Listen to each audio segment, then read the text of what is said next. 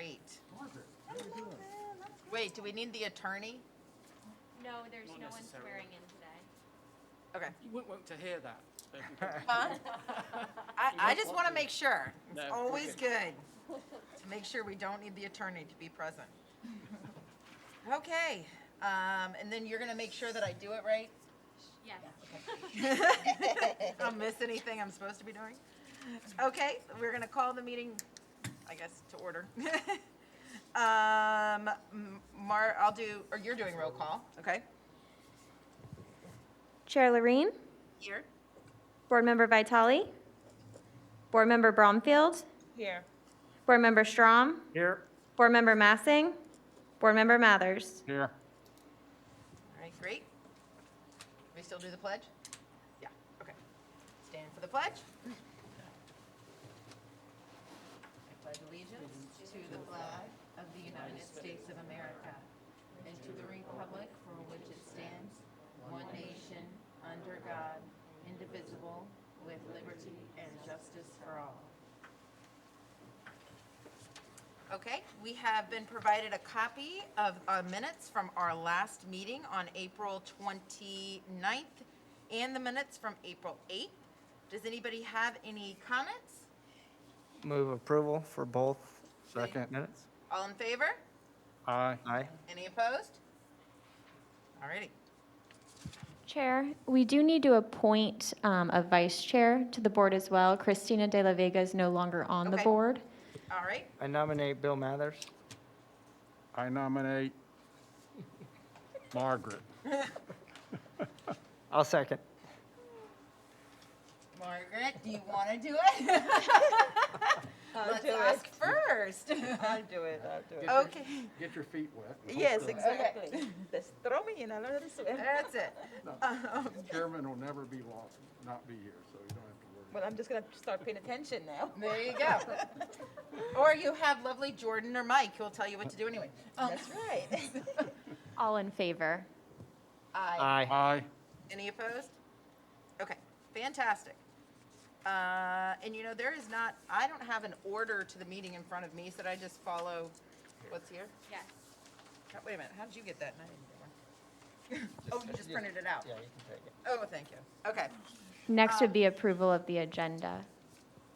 I thought we just did that. Oh, no, the agenda, excuse me. All right, you guys all have a copy of the agenda that was provided ahead of time? Does anybody have any comments? Anybody like to make a motion to approve? What are we approving? The agenda. The agenda? Move approval? Yeah. Yeah. Second? I second. All in favor? Aye. Any opposed? Okay, great. So we just did the approval of minutes. Any comments from the public on non-agenda items? We have to ask via Zoom as well, so. Anybody out there? I'm here. Hey, and even before I started, I said, is the attorney present? Did we need him to be present? I'd throw some public comment out there just to. And then any comments from the board members on non-agenda items? Yep. Nope. Now you can move to your first action item. Okay, great. So we're moving to the first action item. Yes, sir. Yes, Chair, we're requesting this item be continued to October the 14th, Okay. 2021, LPA. That will be to the date certain of October 14th, 2021. If it can't make that, then we may need a special meeting, but that would need to be advertised. That application would need to be advertised if it were to go to that meeting. Okay. Does anybody have any comments? I believe I still need a motion Okay. to move it to the next meeting. Anybody like to make a motion for it to be moved to the next meeting? So move. Second. All in favor? Aye. Any opposed? Okay. It will be moved to the next meeting. Item number 2. Thank you, Chair. This is my opportunity to introduce Erin today, who's our new senior planner in the Development Department, and she will be presenting this item. Okay.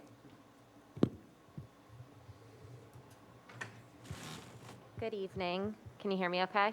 Did I just turn Yep. off the light? I did. Oh, okay, just checking. Good evening. As Kev said, my name is Erin Willicott. I'm a senior planner with the Development Department. The matter before you tonight is Ordinance 2473, 2021. This is for the establishment of a new element within our comprehensive plan, the property rights element, as required by Florida state statute, as well as an amendment of element 1, which is the future land use element. So, as I said previously, the requirement set forth in Florida State Statute 163.3177 requires that the City of Stuart establish a property rights element in our comprehensive plan. Additionally, we have an existing policy within our future land use element in regard to private property rights, and so we're relocating that policy to the new element and striking that existing language from the existing future land use element. And furthermore, we're resolving an existing issue within the table of future land uses within element 1 by removing the mandatory requirement to have 25% of residential within the marine and industrial future land use designation and increasing the non-residential limit from 75% to 100%. It's really a housekeeping item, and I'll show you the chart in a second. So here's the Florida state statute that requires the local government to include in the comprehensive plan a property rights element. And what we've done is we have taken the model element drafted from the Thousand Friends of Florida and taken that into account when we have drafted this element to be in compliance with Florida state law. And really, Thousand Friends of Florida, what they're trying to do is to promote transparency and inclusion of the public into local planning practices, and so we're trying to do that as well. The next two items, which I just previously kind of let you guys know about, was the cross-referencing from the existing future land use element to the property rights element. And this chart below here shows the marine industrial future land use. And you can see we've changed it from 0 to 100% as opposed to 0 to 75%. And so that's just a minor housekeeping item. And we recommend approval. If I can just go into the table while we have it. If you go, can we go back to the table? You can see that having the 0 to 25 and 0 to 75 makes it almost mandatory. Well, it makes it mandatory that you have residential within the marine industrial future land use. And in some circumstances, residential will not be compatible with the uses in marine industrial. Do you know why that was originally there? I think it's a scrivener's error. All other future land use categories have that 100% in there at some point. And so we found it as we were doing this property rights element, and it's an opportunity to amend it as it's within the same section that we're amending for the property rights element. Okay, And staff recommends approval. got it. Does anyone have any comments? Public comment? Does anyone on the board have comment? Just a question. All right, so now this puts it in conformance with commercial, I think commercial can have 0 too, right? Correct, yes. All right, industrial, commercial. All of the future land uses allow 0 to, well, not all of the future land uses. Future land uses which allow residential within them don't make it mandatory, usually, that residential is in there unless it's a residential future land use. Commercial has a 0 to 30%, I believe, with 100% commercial. So it's I would say it's more like a scrivener's error within the table that the math doesn't work out. You have to have 25% residential. It doesn't give you the opportunity to have 0 residential, even though in the table it says 0, because you can only have 75% commercial. Anyone else have any other questions? Move approval? Anyone second? Second. Jordan, do you need to do a roll call vote? It's not money, so you can just say all in favor. All in favor? Aye. Any opposed? Okay, Thank you. thank you. And then do you have another additional staff update? Staff update. Don't know if the commission, the board are aware that the Costco Canna PUD was approved by City Commission last month. But we're still going through the appeal waiting process, and I think there's appeal been lodged today. Yes. We're still seeing a heavy load of applications coming in. It's still busy out there, so expect to be busy yourselves. The Costco appeal that was filed today was a administrative hearing review addressing the future land use component only. So simply stating that the city's failed to comply with its own comp plan by assigning the future land use that was assigned to the site. And it would result in an administrative hearing in front of an administrative judge. And the burden of proof is to determine whether it was fairly debatable. And fairly debatable means that could a reasonable person find that the basis that was used by the city commission could be a basis? And if so, it will be upheld. So it's a pretty low standard. And ironically, the one thing that was funny about it is when the commission debated the actual project and deliberated it, one of the questions Commissioner Myers asked the rest of the board was, well, you know, if we deny this project, we still have to give the landowner a land use because it was an annexation from the county into the city. What alternative land use do you guys think we should give this parcel if we deny it? And after about 15 minutes of going back and forth, they said, really, it should be a special neighborhood district regardless of the project, which in and of itself is a fairly debatable level, and that alone will get it an affirmation. Just that excerpt from the hearing alone will get it affirmed, but there's still, an appeal was filed by Ms. Cartwright today. How long does that process usually take? I'm guessing as long as she can make it.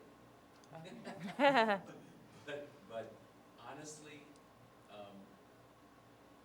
since I've been with the city of Stewart, this is the first administrative appeal on a future land use amendment that I'm aware of.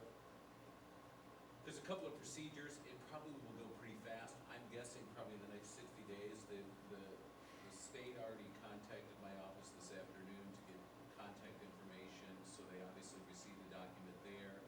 They'll assign an administrative judge. The administrative judge has to have the hearing here, so I'm assuming he'll do some kind of Zoom conference with myself and the lawyer representing her in Pompano. We'll agree. To me, the record is the record. It'll be, you know, here, Judge, watch the tape if you want. It's long, about 14 hours. But, and can you find a fairly debatable standard? Maybe we'll have to do some summaries, but I don't think it'll be that complicated. I'm not really sure why she did it that way and what her motive was, because it doesn't, ironically, the remedy even in the state statute says that in the event that the state were to find that it wasn't compatible, that it would be rescinded or sent back to the city commission to make whatever adjustments were necessary to bring it into compliance. So whatever the administrative judge said to have happen. So let's say he said it can't be special neighborhood district, but instead it could be commercial. They could change it to commercial land use and still adopt the commercial PUD, and off the races, nothing changes. So I don't know how it's gonna play out. So as part of this, could they call any of us from our initial decisions into play? I don't think, I mean, when you say call you into play, I mean, yeah, sure, you could potentially be a witness, I guess. Okay. I don't know if they're gonna have witnesses and testimony, because it's an appeal. So essentially, new evidence isn't relevant, because that's not what was based, the decision was based on what's actually already Okay. in the record and in the transcript. So what you're really doing is reviewing an exact moment in time, regardless of what Okay. new information we have to base it on what they had then. So I don't think that'll